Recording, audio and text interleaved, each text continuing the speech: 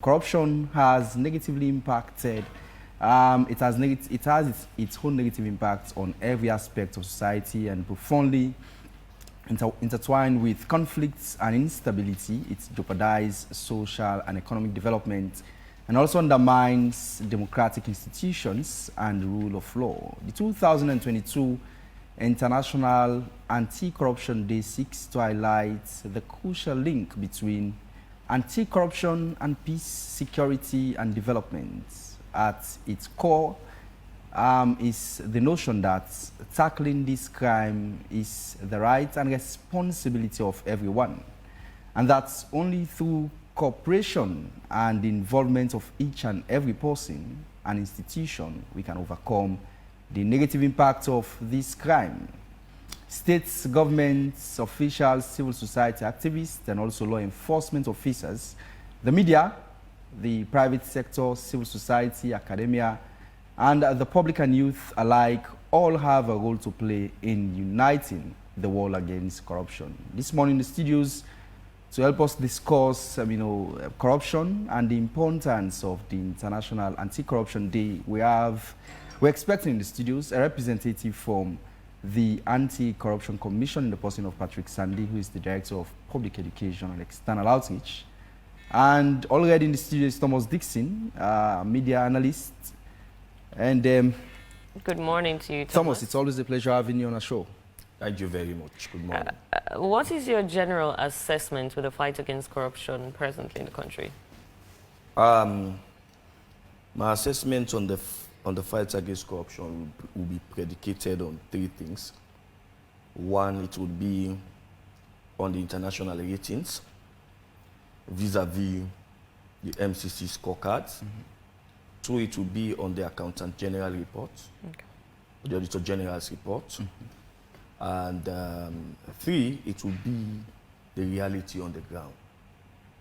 So in principle, that is in terms of international ratings, it seems as if we are doing fine, with a score or an improvement in 2018 of 49% to 2022, where we got 72 or so percent in the MCC scorecards. But when you look at the Auditor General's report, year in, year out, you see massive billions, huge amount of money being missing, huge amount of misprocurement happening in government agencies. And if you look at, in terms of the reality, you look at newspaper reports. Just this week, we saw a newspaper report in which an individual is claiming, is alleged to be building $5 million smart office. And that individual is accused of conflict of interest and is the person in charge of our natural resources. That is the Director of Mines, Director of National Mineral Agency, NMA, Julius Mathai. He has been accused. We've not seen anything from the anti-corruption. Before now, the JFK administration used to say that about 60% of the cases they investigate come from the media. The media has been reporting huge amounts of corruption, misprocurement here and there, sometimes with evidence, and we've not seen the ACC investigating. A case in point has to do with the Chief Minister, former Chief Minister, Professor David Francis, who was alleged to have scooped over $1 million. And that amount of money, instead of the Anti-Corruption Commission investigating the matter, we saw the Anti-Corruption Commission defending Professor David Francis. And up till now, we don't know what what is the problem with that. In the 2022 audit report, there are cases of corruption. To be candid, the ACC has investigated few.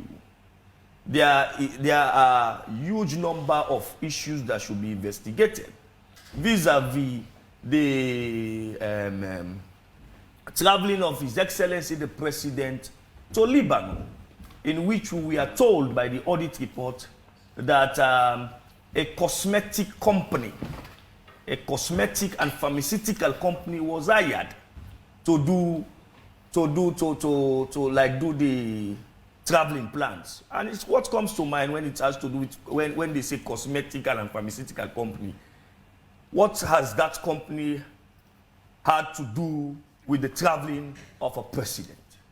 And there are issues in that report of duplicity in receipt. And up till now, we've not heard from the SEC concerning that. We've also seen a situation in which the audit report before 2020, then 2021, that is the 2019 audit report, accused no less a person than the First Lady of huge amount of misprocurement, of huge amount of corruption, and nothing has been done. So my own analysis would be, in short, that in principle, that is, in terms of international ratings, it seems as if we are winning the fight. In reality, it seems as if we are not going anywhere. Okay, Thomas, I would like to hold you there. Just to let the viewers know, we have been joined by Patrick Sandy, Director of Public Education and External Outreach. Good morning and welcome to the program, Patrick. Good morning, Patrick. Very good morning to you. Please give us an analysis of the fight against corruption, over the years, and some of the highlights in terms of the gains and the challenges as we will be celebrating the day. Thank you very much. I want to believe, this is also another opportunity created to let the public know exactly what the Commission has been doing over the years. Because I want to believe through our public engagement, sensitization activities, we've done a lot. But actually, this is the opportune time, as you rightly put it. We are commemorating International Anti-Corruption Day tomorrow. And so it is about fitting that we showcase all what we've done over the years. To start with, the Commissioner, Francis Benkaifala, when he took over the reins of administration at the ACC, was very clear in his approach that what he was going to do was to launder the image of Sierra Leone when it comes to corruption indexes, or the views that had earlier been held about Sierra Leone being ranked very high in terms of being corrupt, or that Sierra Leone is a place where to do business will be difficult because of high incidences of corruption. So we saw that when he came in, a lot of radical transformation took place. And these are recorded. These are data-driven. And so to start with, firstly, let's look at the approach of the non-conviction asset-based, which we usually call the out-of-court settlement. The amount of monies that has been recovered. We see that this country, unprecedentedly, the ACC has recovered over 35 billion leones, old leones. And that, as we speak now, is over 2.5 million United States dollars as we speak. So, but also, looking at all those recoveries, which we make payments to the president, of course, for it again to be plunged into addressing the social needs of the people of this country.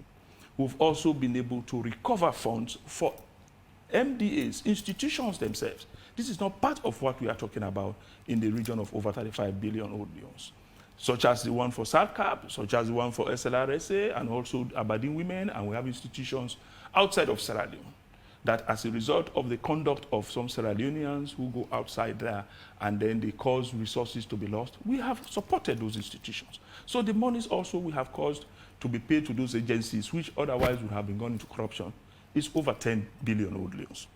That besides, we've also recovered houses. We have a hotel in Kwedu, which of course now is a state property.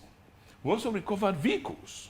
We've recovered other equipment, the hard-end gadgets. We've recovered motorcycles or motorbikes for NGOs whose individuals had wanted to take away for some other reasons. So all of that has gone into our recovery efforts.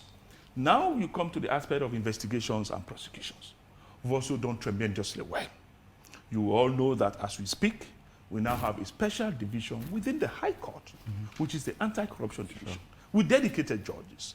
And these judges, with, of course, a courtroom, when we talk about a division, not only maybe in principle, but we have an infrastructure with a court registry.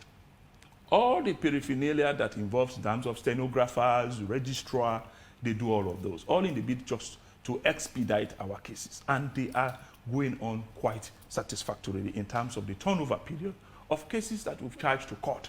Our conviction rate stands beyond or over 90%.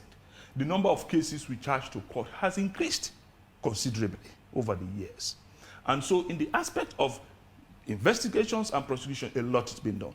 On the aspect of intelligence too, if we come there, you've heard about the Scorpion Squad, which of course over the period has been doing also tremendously well. We've stinged institutions, persons who at the end of the day we charge to court. They are standing trial. And on the aspect of prevention, that again, we have done a lot of work in prevention. The systems review we have conducted, the monitoring exercises we have also done on NDAs. That again is remarkable. We have our national anti-corruption strategy. So all of this information, I tell you, they are quite enormous. And of course, the public education work. We have the asset declaration component, where, of course, we know in the reforms to the law in 2019, we've streamlined the asset declaration process. And today we have our online asset declaration, which is doing tremendously well as well. And so if you look at the number of declarants for the recent declaration, which is this year, it is quite remarkable. We have about 80% of compliance to the asset declaration process. So the gains are quite enormous in terms of what we've done. And I've not mentioned the data. My brother spoke here about what seems to be the international community. What did you talk about the Afrobarometer? But again, Patrick, which was done in 2020. Patrick, but again, with corruption all the, prevalence dropped. With all the gains, MCC scorecard. But people do not want to speak to these things and still believe that their own opinion should take precedence. With all the gains the fight against corruption is perception-based. With all the and gains, has to be data-driven. Patrick, with all the gains that you've mentioned, there are still concerns about the fight. I mean, some school of thought holds the base on the recent MCC scorecard. Yeah. We're going back from 81 to 79. What really is the problem? No, 83. Well, basically, what we should 83 to 70. What we should understand from the aspect of the MCC rating is that it's, of course, a conglomeration of a lot of accountability issues. What I mean, the fight against corruption is there, and a lot of other inputs from other agencies. But then, having said that, what I want to believe that we should understand, yes, the fight is still on a steady course. But in as much as there are challenges, those challenges have still not been able to outweigh the gains. Because if you look at the trend on the control of corruption on the MCC scorecard, we'll still believe, or we'll still here understand, that Sierra Leone is still doing excellently well, because 879 is still an excellent pass. But the point to make, as you have said, is that, yes, we are doing well in the fight, but there still remains to be challenges. And those challenges, not necessarily with the ACC, but I have said it's an accountability space. The fight against corruption, yes, ACC takes leadership, but there are also other institutions that plays a part. So therefore, we should understand from it that once there are challenges, it is very likely that those challenges had weighed into the rating. But I want to assure you and the viewers, listeners as well, that the fight against corruption in Sierra Leone is on the right course and it's in the right direction. Dr. Patrick. I'm not doctor.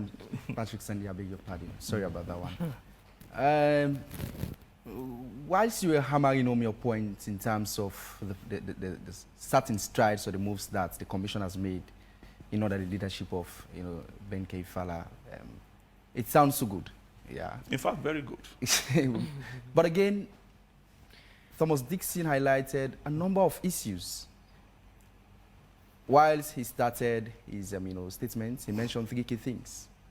International perception, of course, issues having to do with the Auditor General's reports, and also from the realities on the ground. Just as you also alluded to the fact that it's perception-driven, that is backed up by statistics, if I'm not wrong. He mentioned corruption at the highest offices within the land. The Office of Presidents, the First Lady's office, former Chief Minister's office, which I believe, according to the public, they're still yearning to get, a word or so from the ACC with regards the issues he has already highlighted, Patrick. How soon are they expecting to get, from the ACC in relation to same? You see, thank you very much for those inputs. I don't know what amount of explanation will lay these issues to rest. because this is not the first time they are coming up. And I want to believe not only myself, the very commissioner has been asking these questions. We fully... Because they place the integrity of the ACC at the brink. It is also based on something that we do not understand. When they are saying the ACC and the chief office of the chief minister before, that's the now the current foreign affairs minister, that issue came up. We also granted interviews and we've explained to the public. The issue is very clear. Somebody alleged that the chief minister was bribed into a particular bank account. Money was paid there for the chief minister. We sent notices to the bank. We interviewed the bank officials and nothing of that sort. We came out to the public and we explained. But they cannot understand because insofar they are concerned, what they want the ACC to do is to go and arrest the chief minister, then detain him for a reason that does not hold. So are we going to do other people's bidding? Not at all. As an institution, I tell you, we try to maintain a fine and clear balance. Nobody will take us anywhere that we don't want to go. We are a professional institution. We are also a corporate institution, and we owe it to the people of this country. So when that allegation came, the commissioner spoke to the person who made the allegation, a journalist, said, if you have anything further, come with it. But you've said a person has been bribed into an account. We've asked, we have a provision in the law. You serve on the bank Section 57 notice, and of course they will have obligation under the law to make disclosures on that account, the details of that account, whoever operates it, and what the status is. And that was done. And we told the public, they said no. And still you hear tomorrow again, the ACC could not investigate the chief minister, former chief minister. So what are they expecting of us? That is one. The other issue he highlighted was that of the office of the First Lady. We, again as a commission, when we heard about the allegations, we had to probe. And I want to believe this is the first time in the history of Sierra Leone, with regards that of the functions or work of the Anti-Corruption Commission, that the office of the First Lady has been subjected to probe and investigation. So we went in and did our work, and we also came to the public and explained to them. But they still are not satisfied. But then, if you have something otherwise, come with it. As an institution, whatever we do, my brother, this is the pace at which we are. You would explain today, you explain tomorrow, you explain next tomorrow. Once they hold a view that no, the office of the First Lady, there's corruption, you should arrest the First Lady, or you should do this to her, and it is not done, you have not satisfied or met their demands. So that is not how we operate. We, as I have indicated earlier, we are a professional institution. We are also answerable to the people of this country, and we believe that we owe it to prosperity to do the correct and the proper thing. Not for somebody to drive us into doing something that we are not convinced of doing. That is also another. On the aspect of the audit report, we have done a lot of work on the audit report. I was expecting my brother also to have at least highlighted the gains we have made in terms of our interventions into the audit report. Also the recoveries we have caused from the audit reports. And also the systems and processes reviews we have conducted. And these things we put out to the public. So when maybe you come and share those things with the public, your view will be seen to have been balanced. But just to weigh in on the negatives, I consider that let's come back to the Thomas. ACC and the fight against corruption in Sierra Leone. Quickly, what's your assessments, I mean, over the years on the commissioner's work and based on his fight against corruption?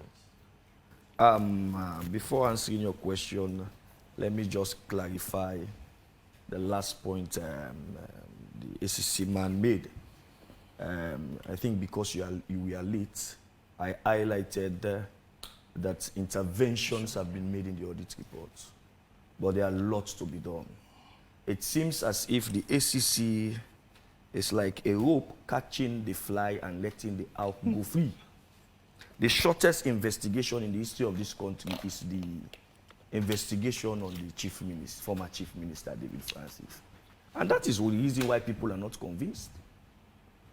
He's saying that people recently in Malawi, the Vice President was investigated for corruption and was he stepped aside and he's now facing corruption charges. What they did in the case of the First Lady is to go into 1930. As far back as 1996, begin to check the records of First Lady, and we are talking about present-day corruption allegations, misprocurement. And they did nothing other than to say that they will institute systems review in the office of the First Lady and made some recommendations. We've not seen the systems review up till now. Now, coming to a question about the commission, I think he's a young man who is poised to doing great things. And I think he's done his best. Vis-a-vis, we are seeing the international ratings, which I have alluded to. And although there is a 5% decline from 83% to 79% this year, and which is as a result of challenges, things like the First Lady's office, which they are not properly able to investigate. I think he has already... Things like the current audit report, which talked about duplicity in receipts in the office of the president, which they've not able to tell us the issue up till now. No. Things like using pharmaceutical company. But I think things like using pharmaceutical company and cosmetic companies. Patrick has made it very clear that if there are evidences to SIM, just bring the evidence forward. Like the issue we are mentioning, and, of course, with regards to the office of the First Lady, with regards to the office of the President in terms of traveling, the evidence are bound in the audit report. Are you saying they are in the audit report? Thomas Dixon will come back to what did the ACC allow me, Mr. Sandy? Nobody also want to ask you question. No, they're asking me question. Allow me. Allow them to ask. Allow me. Okay. You are not the moderator. Go ahead. Yes, I am not. While what the challenges the ACC is facing led to the reduction from 83% to 5% issues like not investigating properly when it comes to people in governance. In governance, they will not investigate properly. We've seen the shortest investigation in the issue of the ACC. This is not the first time the ACC has investigated high offices. You remember the Al Jazeera documentary about the timber logging. The former Vice President Sam Sumana was investigated. There are other people in the former Vice President's office. They were investigated. Even the Hajj matter. People in the office of the President, former Anes Kumar's office, they were investigated. So if there is an allegation against the First Lady, we don't expect the ACC to come and tell us, okay, this thing has been going on from 1930, and we are recommending that there should be systems review. If there is corruption, there is corruption. So what they are telling us, impliedly they are telling us that, yes, indeed, there is something we found that is dark, but we cannot charge. Rather, we are profiling some recommendations. Among them is to review the office of the First Lady, and they make some number of recommendations. Thomas Dixon will come back to you, but let me just share in Patrick and Sandy.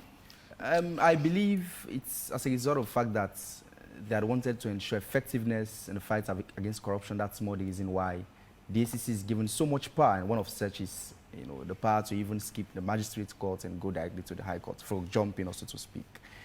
Has it yielded a required dividend? Because as we speak, you mentioned that, yes, there had been a lot of cases that you guys have taken to court, and there are still many cases that are still in courts. Oh, certainly. It has yielded quite a very huge dividend, as I started highlighting. But anyway, let me just address a little on what my brother I think that will take us back to yeah. So this is whole thing back and forth. No, it's about the challenges when he said because ACC failed in doing ABC, that is the reason why we dropped.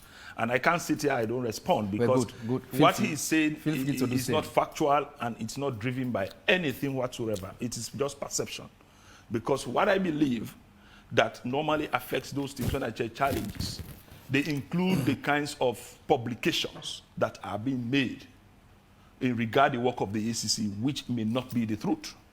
You understand? There are a lot of things out there, social media, just as he is putting it, that ACC do not want to go after those in the present regime, or they have gone after those in the past regime more than the present. And some of those things could be, aspects that people take. And so it is not about what he is saying, because we have not done this on the audit report, we have not done that in the audit report. I just want to make that clarification. That was why I had to describe it as there are challenges, not specifically to those he mentioned. Now to the aspect of our cases going direct. Of course, one thing we should also note is the person who becomes a commissioner has the position of a high court. So definitely our cases go to the high court. Just as I mentioned, we've yielded a lot of dividend from the cases so far. And in fact, if you check the records of cases that we've charged to court in the recent, a lot of the time people plead guilty. They plead guilty because of the watertight evidence or investigations we have conducted. And we've also seen the judges, of course, handing down sentences that are quite good enough, because now we have restitution as compulsory or mandatory. So we have seen cases where even in court, now it was not happening before, but now once you are charged for an aspect or a charge, or you are charged with an offense of misappropriation and you are guilty, you pay those fines. It happened in the case of the SLRSA, where Kiptu Algali pleaded guilty, had to pay back some money. Happened in the case of the EDSA officials we charged to court. So the issues are many. So actually, I would say, yes, the fact that you have now a special division within the High Court, or the anti-corruption cases go directly to the High Court, and in the recent, we have had quite a very good and positive outcomes from the court in terms of the convictions. Patrick, we're here to talk on the International Anti-Corruption Day, Yes. which is so very much, vital, because the fact is that Sierra Leone is a member of that canopy, and as such, we need to hear from, our own anti-corruption, commission. But again, Patrick, at this particular moment, Thomas highlighted several gains that we've recorded. He mentioned corruption at international level, within Sierra Leone, and even the perception. But one thing that I believe many Sierra Leoneans will need an update on at this particular moment is the head of Chancery building in New York. What's the present state of investigation from Anti-Corruption Commission? Because I believe that's the case that former flag bearer aspirant for the APC was dragged to ACC for. We have concluded investigations. So yes, it's now the matter is in court. Just an update. So, but basically, when matters are in court, you speak limitedly. But what I would say is that the commission, on its part, in terms of prosecution, we have done a lot. I am even sure that we must have led all our witnesses in evidence, or what they call evidence in chief, and cross-examinations have taken place. Mm-hmm. So, but as we speak, the matter is, of course, before Justice Fisher, and it is progressing quite satisfactorily, and stuff like that. So I can't say much, but the point I would just make here is that the fact that we charged that matter to court, it was on the basis that we are sure of securing conviction. That is a position we hold, and that is definitely what we are working towards whilst we are prosecuting our case. That particular case you've referenced, of course, all cases, once we charge to court, we follow through to have successful prosecution and conviction, because that is what makes the institution very effective. Okay. Patrick, as we join the world to commemorate, to celebrate the Anti-Corruption Day, what are the areas of priority, with regards to the fight against corruption of the Commission? Well, basically, I don't know whether for the celebration, but in terms of areas of priority on the general fight against corruption. No, limited. Let's look at Sierra Leone. No, that's what I'm saying. Okay. Yes, we are focusing on Sierra Leone. Our priorities remain the aspect of prevention. Prevention is an important aspect to the fight. It is quite expensive. We must understand, but prevention is a priority. We also do a lot of work on sensitization, and that doesn't mean we cannot investigate and prosecute. We have all those as the three main pillars in the fight against corruption, so they are all prioritized. But as I said, there is every reason that we have to spend more on prevention, so that at the end of the day, as they say, you prevent, and then it's better than you cure. So if you have a lot of resources, you make sure that the opportunities that exist to let somebody cut away 300 billion or 2 billion, that is prevented. And then rather you wait until that money is chopped, you want to come and investigate and prosecute, you again spend money, in doing that. And so it is better you do it. So there is always the need to do prevention. So prevention is also prioritized alongside the other arms or the other approaches of the fight.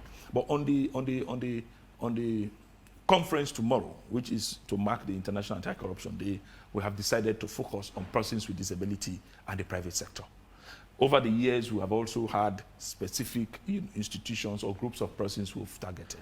We've targeted young people, we targeted in the past recently women, we've also targeted education, school pupils years before that. Of course, in 2018, we had to bring in the international icon Pierre Lumumba, who did a very powerful public lecture. So, but this year, we've also decided to bring in other very important groups of people in the fight. Normally, people do not seem to see them as being, viable or as being a viable entity, like persons with disability. Until quite recently that people have started advocating that disability is not inability, and we also see them now taking special places in society. So as a commission also in the fight, we believe that, yes, we should have them in. Sure. They can be victims, they can be perpetrators, but what is key is that the fight against corruption must be all-inclusive, irrespective of status, physical or otherwise. You should be part of it. And you should also see that you have all the roles to play. You can be an advocate, you can be a reporter, and your very self could resist for being corrupt. Okay. So those are the aspects that we believe we are going to showcase, we are going to let the public know that, yes, the ACC is not an institution that discriminates. Okay. ACC is an institution that takes into consideration all categories of persons in the fight against corruption. Before we go to Thomas, correct me if I'm wrong. I mean, major Sierra Leoneans are saying we are not seeing that robustness or firebrand approach like in the previous years with regards to fight against corruption, or are we corruption reduced?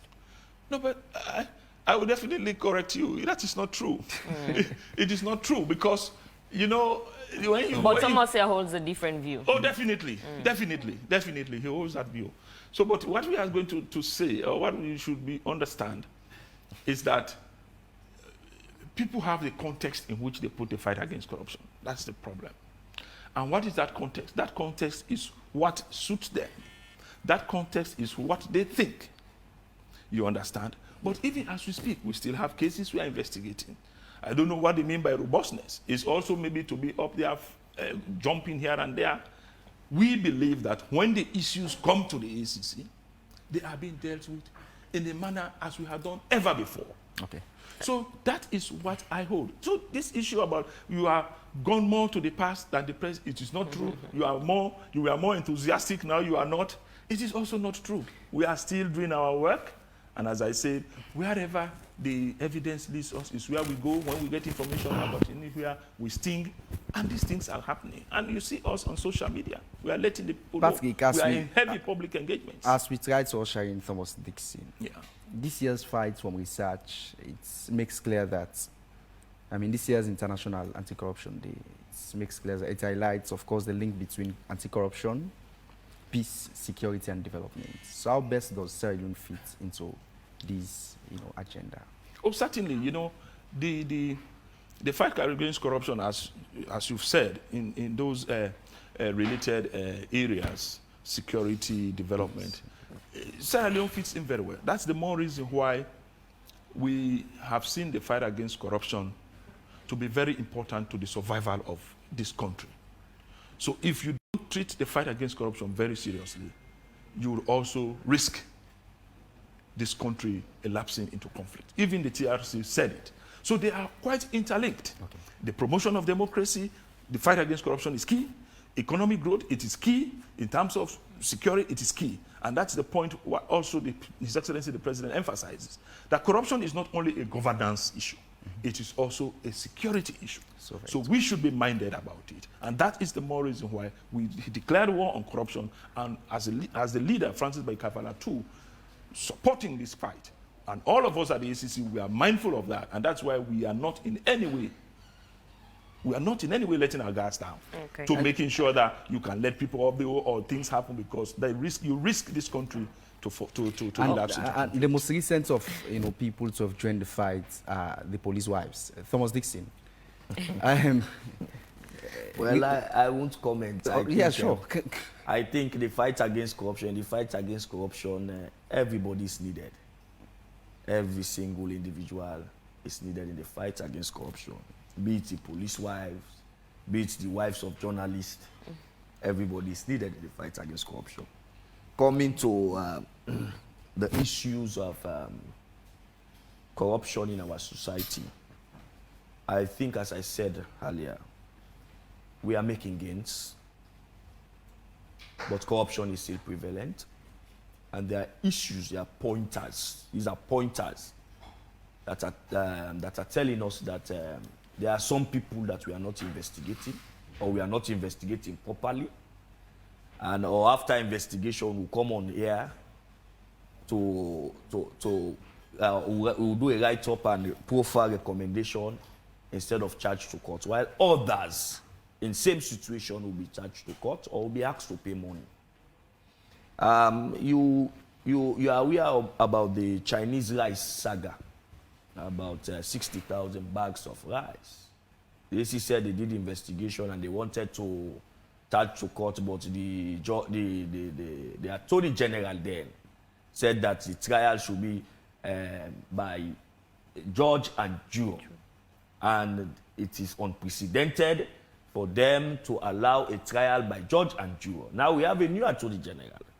We've had a new Attorney General for the past 3 years since this situation, this thing happened. We've not seen the ACC informing, and they told us that they will come back to us.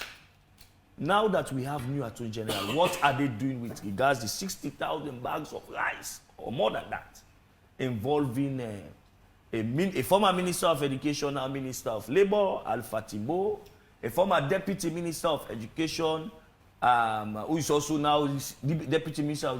These people were relieved of their duty. And the SEC investigated, they charged to court. They found them wanting of corruption allegation.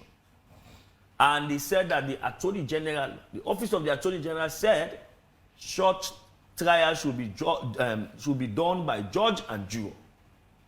Now we've had Priscilla Swart gone, who was making that particular statement. We've had two new Attorney General. What are they doing with this matter? Is it because it's involved a top SLPP, it involves top SLPP people? That is why they are not going ahead with the matter. But when it comes to other people, past, they will find ways to charge. Some of them spent 10 days at the Criminal Investigation Department. The ACC is saying that they don't want to go to people, arrest them. But some people, even when they were investigated, I will give you names. Alfred Paulo Conte spent days at the Criminal Investigation Department when the investigation started. Dr. Richard Conte spent days. You know, what is good for one should be good for all in a society that is fair. If you want to be fair in the fight against corruption, be fair. Now we are talking about 60,000 bags of rice meant for school feeding that was just taken and shared among people, including a businesswoman. But what they said, the ACC, I think it was Mr. Sandy again, who was here, saying that they've done their work and that the Attorney General said that they should charge by judge and jury. They should have the trial by judge and jury, and they cannot go with that. Now we have two new Attorney General. I want Mr. Sandy again to inform the people. They said that they are going to come back to us, but they've not come back to us. I want him to inform the people about the status of that matter. Thomas, before Sandy will be informing the viewers about that, it's now 9:45 in our studios. Let's go to a commercial break, and we'll be right back. Every day, the world wakes up to you. Millions of people are getting ready for you. For shopping, travel expenses, utility bills, trade, and commerce. If we all have wishes, then what is your financial transaction wish? I'd like to have a choice. I'd like convenience. I'd like to pay for goods and services on the go. I'd like to pay utility bills on the go. Out of credit and data, buy some mobile top-up, still on my phone.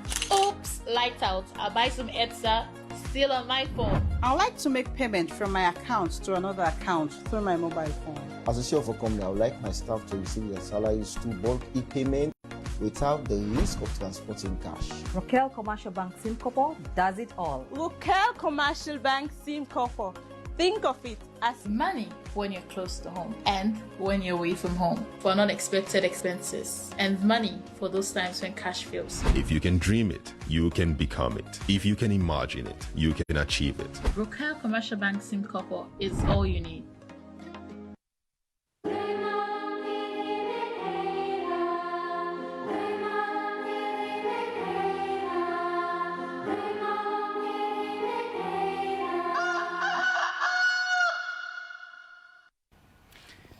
Many thanks. Those were some of our commercials. And again, you're still watching Reconciliation on YV television, channel 33, and also on radio and on DSTV, and also on our Facebook page. Still in the studios, we do have Patrick Sandy from the Anti-Corruption Commission, and also Thomas Dixon, who is a media analyst within the Republic of Sierra Leone. Yes. And Thomas Dixon, you were making, Patrick was about to make his points when we go for that break. Patrick, are you of the view that it's only when the Anti-Corruption Commission has been made independent, that's the time, the fight will be more strengthened, or so to speak? Because I think those were the views that many people have on our Facebook page. No, but for you to think that the ACC or Anti-Corruption Commission is not independent, I don't know what angle you are coming from, but to my mind, to my view, is it not a state institution? No, but being a state institution does not mean it is not independent. So that is the point I am making. Okay. It is a state institution, to answer your question, yes, but it is independent.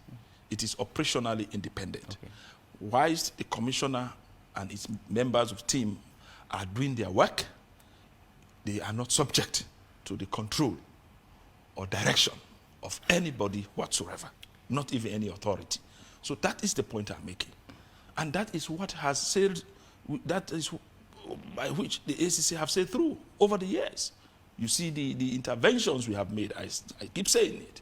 We've arrested people in the current administration, have been charged to court, highly placed executive directors, heads of MDAs. So I don't want to believe that it is as a result of the ACC not being independent and all of those things happen. We are sufficiently independent and will continue to be, especially when it comes to the aspect of our operations.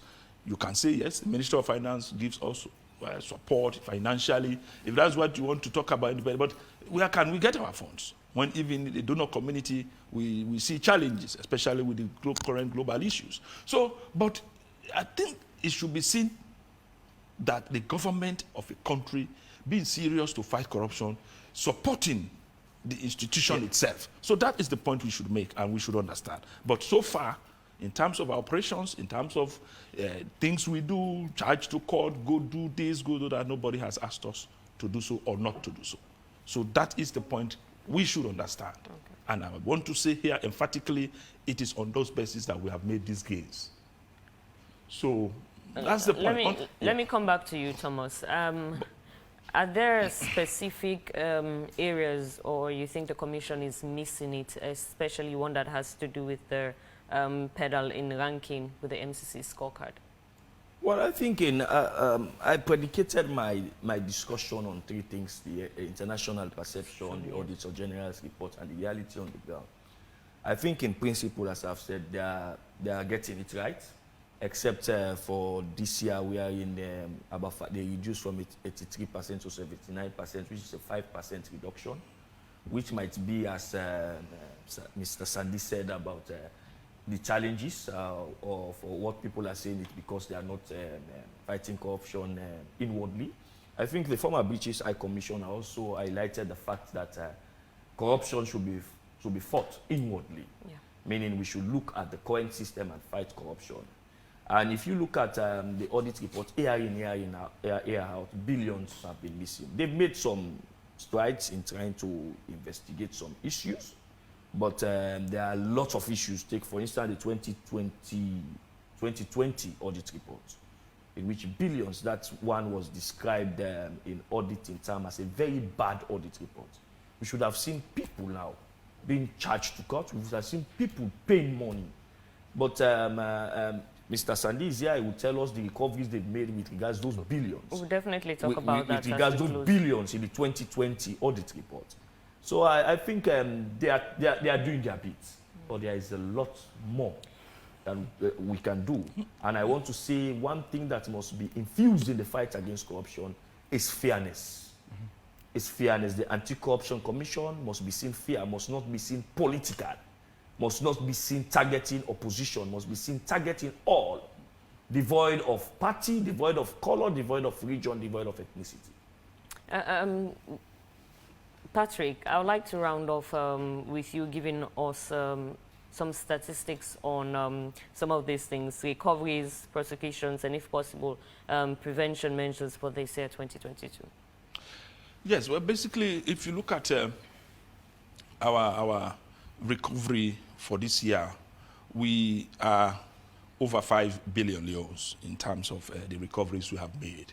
And as I also mentioned, we have done recoveries from for institutions, like the Abadi women recovered over 200 million, and a lot more, is happening at the ACC in terms of recoveries that are being made for some institutions. So on the aspect of recoveries, for just those that goes into the consolidated fund, which we will pay through the president, or pay to the president for the consolidated fund, that one is over 5 billion old leones. On the aspect of cases, we've charged to court this year. We've charged to court cases in the region of about 3 or 4. We've charged those matters to court, and then the same for convictions. We've secured about 2 convictions, but then we still have some cases ongoing in court. Of course, those right from last year, they had to be brought forward to this year.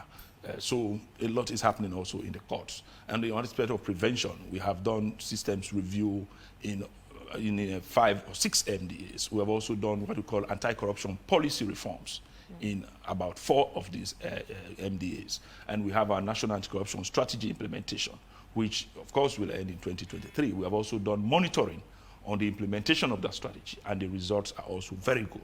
That monitoring was done the latter part of last year, and this year the report has been validated. Then our asset declaration regime, which I told you about this year, was a declaration year. We've also had over 80% compliance from public officers. You recall we had streamlined the categories of declarants. So we've had quite a lot, and now we are in the process of trying to prune those who've declared, those who have not, and we go into the system of writing letters for default, and then later on we can now go into invoking the sanctions that are available. Okay. So a lot has gone into the fight this year, and what I will let the public understand is that over the years there has been an incremental growth in the fight against corruption. People hold their views, and they are free to hold those views, because I sit here, I know very well that the ACC in doing its work has been very fair. But the point is, we just cannot do the bidding for others, because you have to strike a fine balance between those in the ruling government and those in the opposition, because they are always after us. And the commissioner, of course, and all of us, we have had a meeting with political parties explaining to them why certain actions have been taken. There is no update on the 60,000. No, 49,000 bars. Let them give me time to respond. No, but over to you, Ransford, please. Are we done? Yes. We'll come back to you guys. Let's have Ransford, please. Thank you very much, and good morning to you. Marina Tayin and Samuel Ibrahim Cohen. A first story that has to do with football. Well, in a presser from the Sierra Leone Football Association has revealed that they have concluded the investigation on Musa Nwakama, fondly called Musa Tsombo, suspension following his controversial deal he signed some few months back for Libya side Al Ittihad. The Sierra Leone Football Association say they have completed their investigation, noting that he should honor his 2-year contract he signed. But the good thing is his suspension has been lifted for now, and he should go there and honor his 2-year contract after he has been in the sideline for a very long time. Now to another story that has to do with actually the Sierra Leone Archery Association, with support from the archery organization, has held their certification course after they certified 24 level 1 coaches during their training that was held at the Olymp Africa Center in Gorich. Let's have a look. Just to inform you, we have a total of 3 certificates here to present. The certificate of participation from World Archery. We also have a certificate for successful completion of the level 1 coaching course. And we also have a certificate for the online theory that was done prior to the practical. Because for archery, what is normally done before the practical session, we have to purchase codes, online codes, for all the participants from World Archery. As I'm talking to you, all 24 of these participants successfully went through that intensive online education, and we are all able to complete. Well, as I close, do remember that the FIFA World Cup 2022 in Qatar, well, has now reached the quarter-final stage. And so tomorrow, Croatia will lock horns with Brazil, and the Netherlands will also play against Argentina, whilst Morocco will face Portugal, and England. France will play England will lock horns with France. That match will play on Saturday. So we'll bring you more on that. That's all I have for sports. And back to you, Marina Terry and Samuel Ibrahim Kuroma in our main studio. Thank you very much, Ransford McLean, for that update. We're back to our guest in the studio as quickly as we wrap up. What should we be expecting or hoping to hear from tomorrow's celebration? Oh, yes. I will be remiss if I don't mention that the President, His Excellency, tomorrow will be giving the keynote address. He has consented, at least as a further reaffirmation of his commitment to the fight against corruption. And so we are having a national conference tomorrow. We'll have people making different statements, people from the National Commission of Persons with Disabilities, somebody from the private sector, and then we'll have also a panel discussion, which will be quite incisive, because we want to see how we can leverage on the potentials of persons with disability and the private sector in supporting the fight against corruption. So that is the kind of activity we're having tomorrow at Catco Hall, 137 Wilkinson Road. And so we invite all Sierra Leoneans and even members of the diplomatic community to be there, so that we can all demonstrate, and then we can make our commitment again in regard the fight against corruption or supporting the work of the ACC. And then lastly, on the aspect of the 49,000 bags, because I want the public to understand where we are on that, because my brother keeps saying it. Indeed, the ACC had charged that matter to court, and then it was discharged. It was not acquitted, and we came back at the ACC and we reviewed it. And the point we are, after the review, we realized that it was quite a difficult issue again to go into court, because you needed witnesses who were to earlier support. We'll definitely have you here some other time to elaborate more on at the moment, this the ACC is now considering Thomas, what will of be all your actions parting shot, it will please, take in as we regard try to to wrap up in a minute? Thank you so very much. We were Thomas Dixon. My parting shot will not be different from what I said earlier, that we are seeing Sierra Leone making strides in terms of international rating, meaning in principle there is much we are doing, but in reality we are still seeing the prevalence of corruption, unexplained wealth. Go to Gloucester Saddle, go to Mambo, you see politicians building houses which is not commensurate to their salaries, present-day politicians. And we are seeing at the same time other politicians have been targeted for building houses and with regards to unexplained wealth. And unexplained wealth is in the ACC Act. They should not wait for government to change before they investigate unexplained wealth.